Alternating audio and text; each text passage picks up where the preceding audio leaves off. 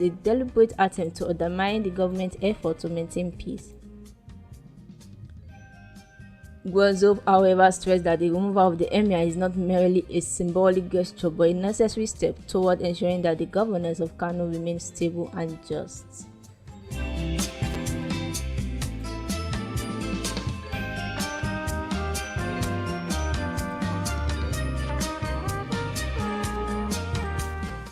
Federal government owing Gen cost discourse 4 trillion naira, says minister. The Minister of Power, Adeshewa Owolabi, has disclosed that the federal government owes electricity generation companies and electricity distribution companies over 4 trillion naira in electricity subsidies. Speaking at the ongoing public presentation of the National Integrated Electricity Policy and Nigeria Integrated Resources Plan yesterday in Abuja, Owolabi said the debt hindered the power sector from delivering optimum service to consumers. Giving a breakdown, the minister said the 2 trillion is owed to Gencos as legacy debt, while another 1.9 trillion is owed to them as part of electricity subsidy for 2024, while the school are owed 450 billion naira for 2024 electricity subsidy.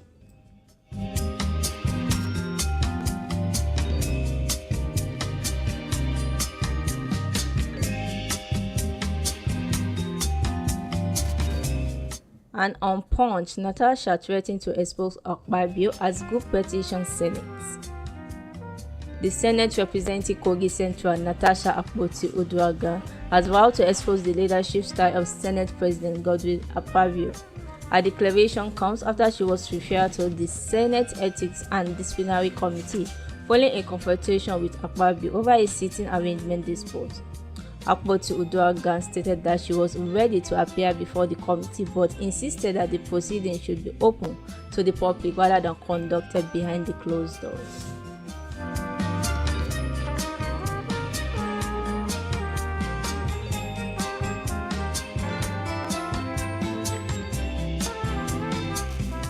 And on Daily Post, why we withdraw Miranda security details, says police. The Speaker of the Lagos House of Assembly, Mojisola Miranda, has had her security details restored to her. Report that Miranda's security details were withdrawn yesterday morning, leading to heightened tension in the Lagos Assembly's speakership tissue.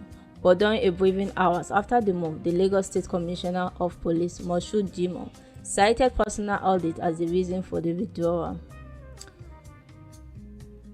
Miranda from Apapa had replaced Mudashiru Obasa as the Speaker of the Assembly after the latter was accused of impropriety. However, the sack of Obasa yesterday claimed that his successor Miranda had resigned as leader of the parliament.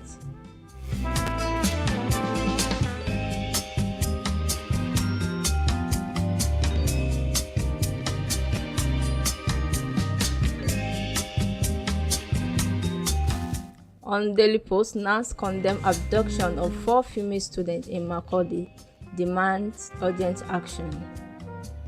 The National Association of Nigerian Students (NANS) has expressed outrage over the abduction of 4 female students of Joseph Sarwan Taka University, Makurdi, by unidentified gunmen.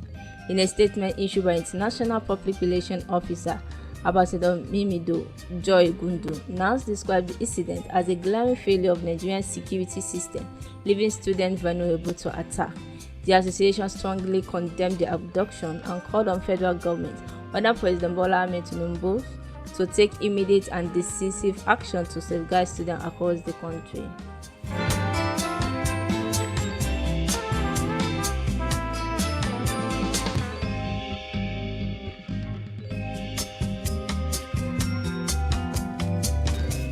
And on Vanguard newspaper, God not El-Rufai will decide 2027, says Mama.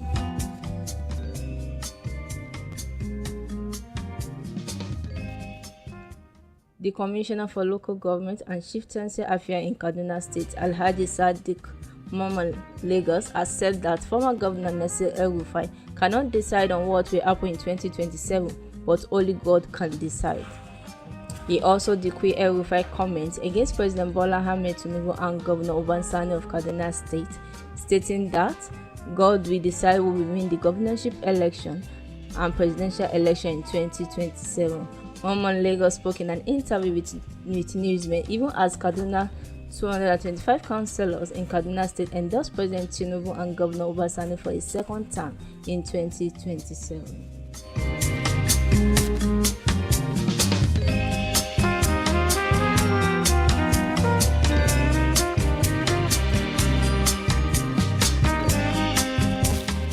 On Punch newspaper, Fubara questions INEC's neutrality.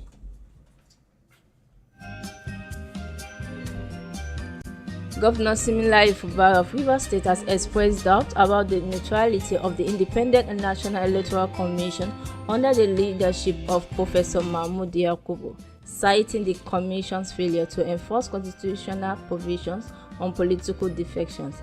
Fubara criticized INEC for selectively enforcing the constitutional requirement that lawmakers who defeat from the party on whose platform they were elected should lose their seat. He raised this concern as a special guest speaker at the 6th Annual Freedom Online Lecture tagged Nigeria's Socio-Political Challenge, whose fought the leaders or the led. The event took place yesterday at the Sheraton Hotel, Lagos. However, INEC has been selective in enforcing this rising question about neutrality. When institutions fail to do the needful, the rule of law is weakened and democracy suffer.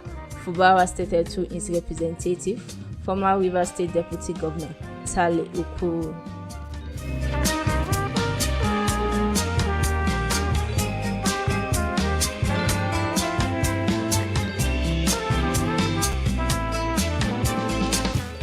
Still on Punch newspaper, NAS elect new president, vow to resist institution IFE.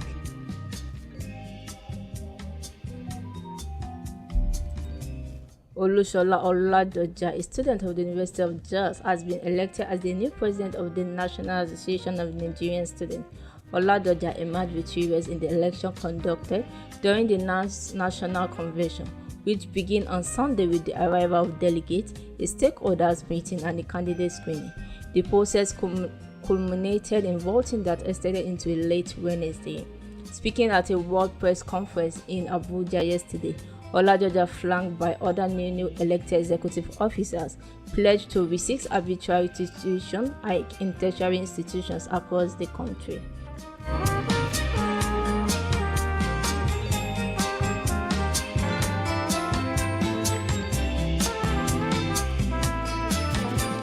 Still on Punch newspaper, policemen reject 1 billion bribe, arrest Imo child traffickers. Operatives of the Imo State Police Command have arrested 2 suspects in connection with 2 separate child trafficking cases, even as they rejected 1 million bribe offer.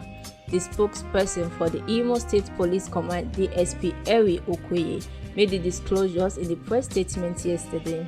Okoye said operatives of the State Criminal Investigation Department had on February 4, 2025 arrested a 32-year-old woman, Confidence Odo of Umayo Eziobodo, Owerri West local government area, for allegedly abducting her ex-neighbor's 3-year-old son, Nzubechi Udodiri, on February 1, 2025, while the lead was playing right on their premises.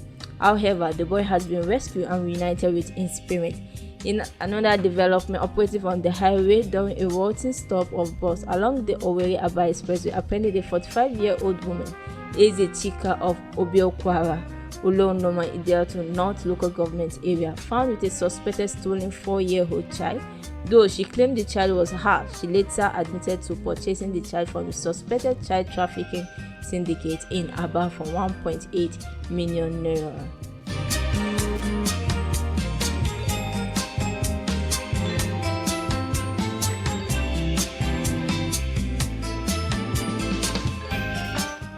Still on Punch newspaper, consumer kick as federal government plans fresh power tariff hike.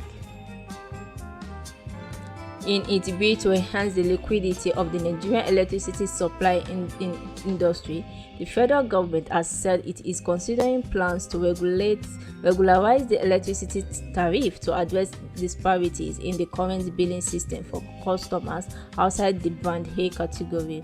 The process The proposed hike seeks to align tariff for customers in the B and C categories with the 206 kW rate paid by Band A customers, who make up approximately 15% of the total 12.82 million power consumers nationwide.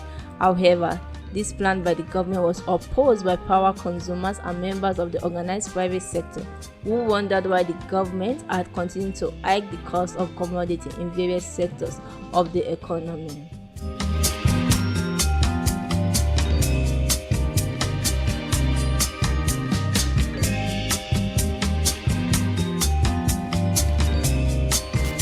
Still on Punch newspaper, ASUU declare indefinite strike, short Sokoto varsity.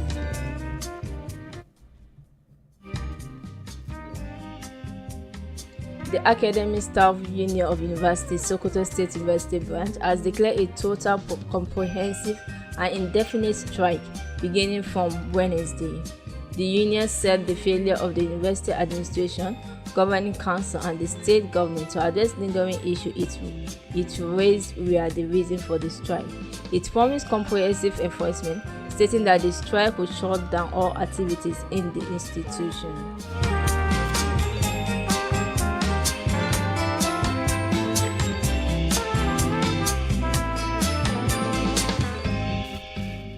And on Daily Post, Kano governor orders probe into arbitrary salary deductions. Kano State Governor Abba Kabir Yusuf has issued a stern warning over the widespread reported cases of salary underpayment and non-payment affecting a number of the state civil servants. Recall that there has been reported cases of underpayment and non-payment of salary by some state civil servants, forming over the revelation that some workers have gone months without receiving their rightful earnings. Governor Yusuf vowed to expose and punish those responsible. In a statement issued by the governor's spokesperson, he warned that the administration will not tolerate any act of injustice against workers, adding that anyone found complicit in this repressive act will face the full wrath of the law.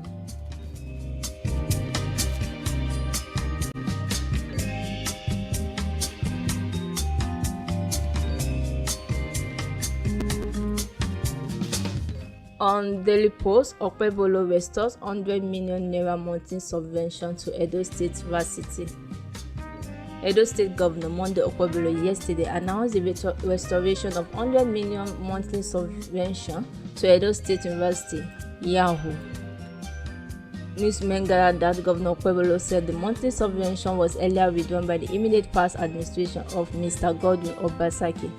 Okpebholo disclosed this at the 6th conventional ceremony of the institution, located at the country home of Adams Oshiomhole in Esako West local government area of the state. The governor, represented by Washington Osifo, Commissioner for Energy and Water Resources, also disclosed that the government was willing to increase the subvention in the future.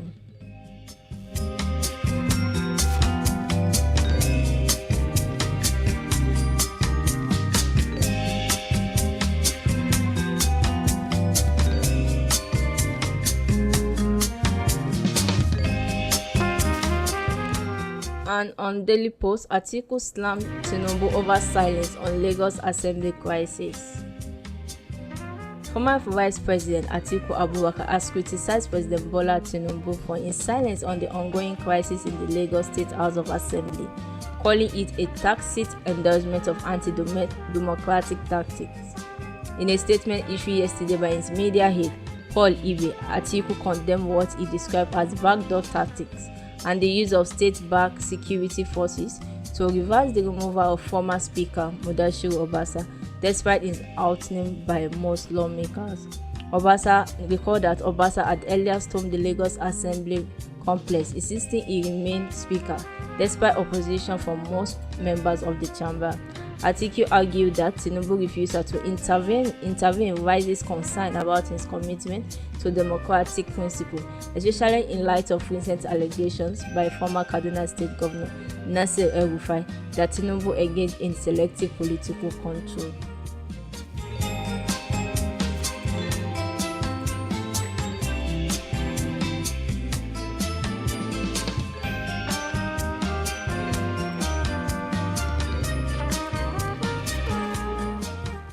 Still on Daily Post, maintain status quo on subscription prices, says FCCPC tells MultiChoice. The Federal Competition and Consumer Protection Commission (FCCPC) on yesterday directed MultiChoice Nigeria to maintain its current subscription prices pending the outcome of ongoing investigations. Recall that the pay TV operator had announced a 21% increase in subscription fee for its DSTV and GoTV packages effective from 1st March 2025.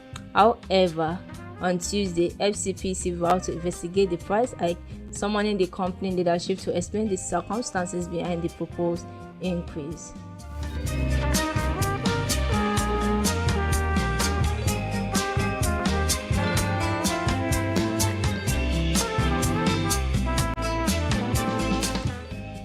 Still on Daily Post, nobody made me, Funke Akindele brags. Nollywood actress and producer Funke Akindele has described herself as self-made. The movie star stated that she owes her success in the film industry to none other than God. Speaking at the Media Independent Practitioner Association of Nigeria (MEMPAN) 2025 Media Sales Conference in Lagos, Akindele explained that her success in the film industry was due to her hard work and dedication. She, however, admitted that veteran singer The Band played a significant role in her career success.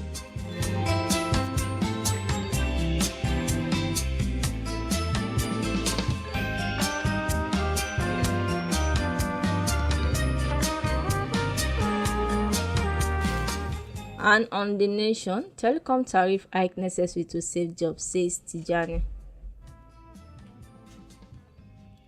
A 50% telecom tariff hike was necessary to save job losses from companies' collapse, Minister of Communication and Digital Economy, Dr. Bosun Tijani, said yesterday. He explained that the government carefully considered the decision given the critical role the telecom sectors play in the economy.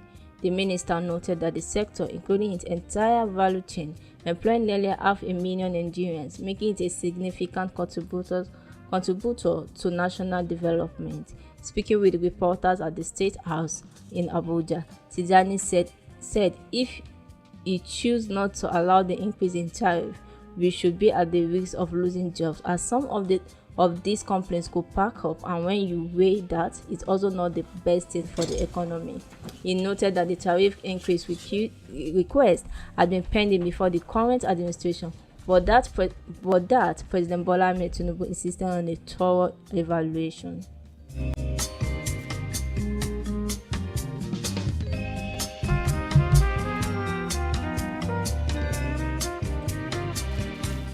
That ends the newspaper review for today. Grab the newspapers for more details. I'm Ms. Churaisa.